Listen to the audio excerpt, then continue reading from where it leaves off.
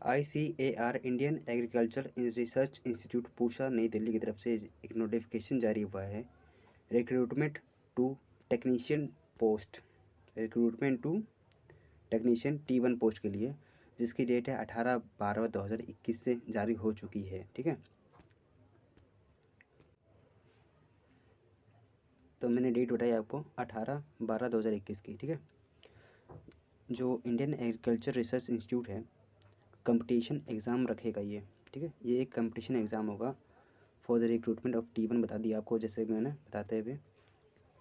इसमें जो है आपको डायरेक्ट रिक्रूटमेंट होगा इन पे लेवल 3 का, डायरेक्ट होगा पे लेवल 3 का, जो 7 CPC पे मैट्रिक्स पे आधार होगा। ठीक है, इसको मैं बताता हूँ आगे इसकी डेट्स क्या आती है।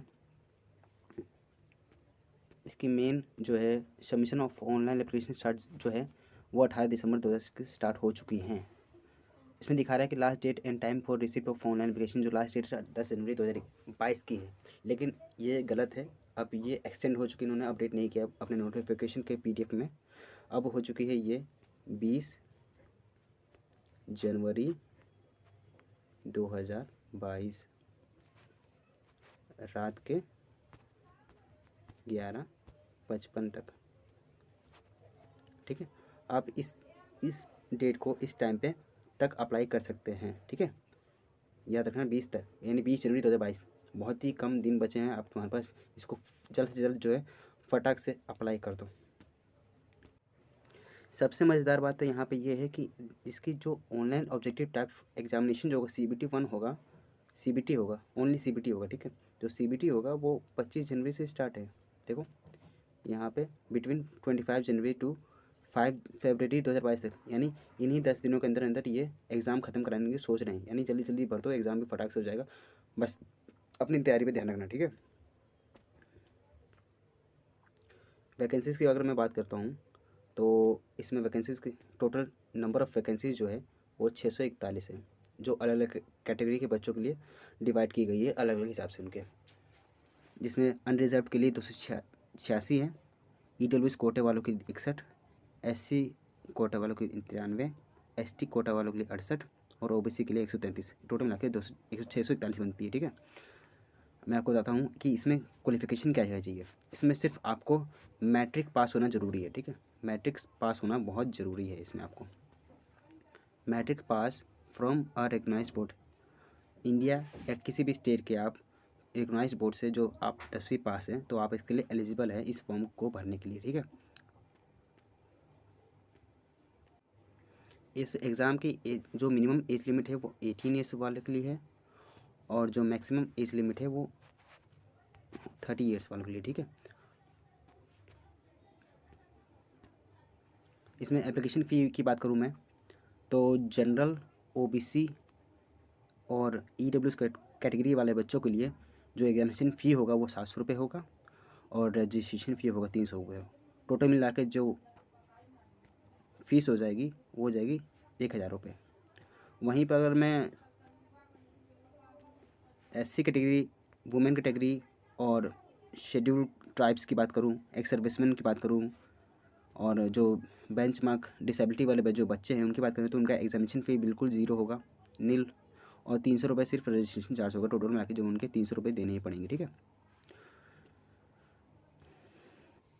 Step 4 applying.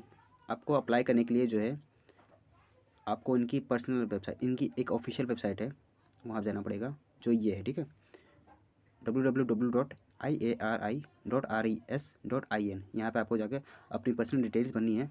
आपको जो है अपने लोग तो आपको पर्सनल डिटेल्स भरने के बाद आपको एक लॉगिन ID और आपका पासवर्ड मिल जाएगा, जिसके लिए आप दूसरे स्टेप के लिए एप्लीकेबल होंगे। ठीक है, स्टेप 2 में आपको आपकी पर्सनल डिटेल्स जो रहेंगी उनको भी शेयर करना है। यहाँ के अंदर, इसके अंदर जो है आपको क्वालिफ़िकेशन, डिज़ायर्ड, रिक्वायर्ड इन्फॉर्मेशन आपको देनी हैगी, जिसमें आपको इसके साथ साथ आपको जो है अपने इमेजेस और फ़ोटो, सिग्नेचर और डॉक्यूमेंट्स भी अपलोड करने आएंगे।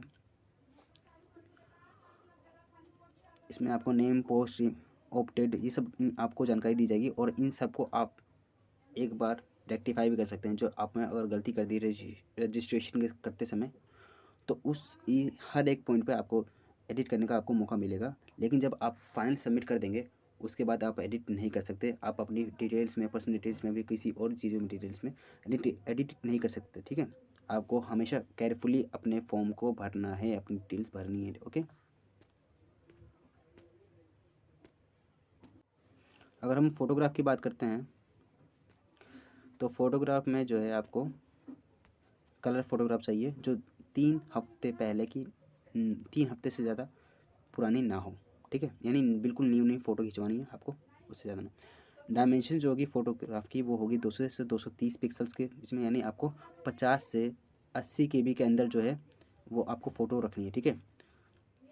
वैसे ही सिग्नेचर की बात करूँ मैं, कोशिश करें सिग्नेचर भी आपको क्या करना है। सिग्नेचर कोई आपको ब्लैक पेन से जो है, ब्लैक इंक पेन से रखना है, ठीक है। वाइट पेपर पर ब्लैक इंक पेन से। कई बार बच्चे नोटिफिकेशन पूरी तरह से सही से पढ़ते नहीं, और जो है जिसके कारण उनके बाद में फॉर्म्स रिजेक्ट हो जाते हैं। जैसे कि हमने रेलवे के एग्जाम्स में भी देखा है, मैंने कई लाख बच्चों के फॉर्म्स रिजेक्ट हुए हैं, ठीक है। तो ऐसे आप गलती ना करें, आप पूरा नोटिफिकेशन पढ़िए, अच्छे से जानकारी लीजिए, उसके बाद जो ही आप किसी भी पेपर के लिए अप्लाई कर दीजिए, ठीक है।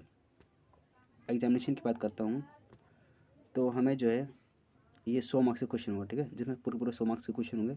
25 25 25 25 ये 4 सेक्शन में से आएगा टोटल।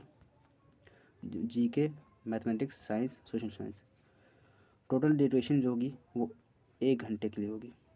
1 घंटा, 1.5 आवर, यानी टोटल 90 मिनट्स की ड्यूरेशन होगी मेरे को।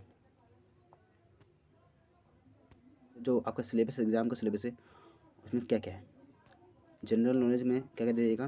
क्वेश्चन में भी design to test knowledge of current events आएंगे, ठीक है। Current affairs, India and its neighbouring countries especially pertaining to history, culture, geography, economic science and general policy, ठीक है। दूसरा देखते हैं हम, मैथमेटिक्स से आएगा। मैट्रिक लेवल क्वेश्चन होंगे, जो 10वीं के लेवल के जो क्वेश्चन होंगे वो सब आएंगे। इसमें नंबर सिस्टम हो सकता है, arithmetical operation, algebra, geometry, mensuration, trigonometry and statistical charts, ये सबसे आएगा, ठीक है। अगला सेक्शन हम देखते हैं साइंस की तरफ से। साइंस में मैट्रिक लेवल के क्वेश्चन होंगे, जैसे physical and chemical substance, natural behaviour, word of living, natural phenomenon, effects of current and natural resources, ठीक है, ये सब आएगा। और चौथा है लास्ट इज़ सोशल साइंस में मैट्रिक लेवल के जो भी 10वीं लेवल का जो वर्ल्ड डेमोक्रेटिक पॉलिटिक्स आया है उसके बारे में पूछा जाएगा।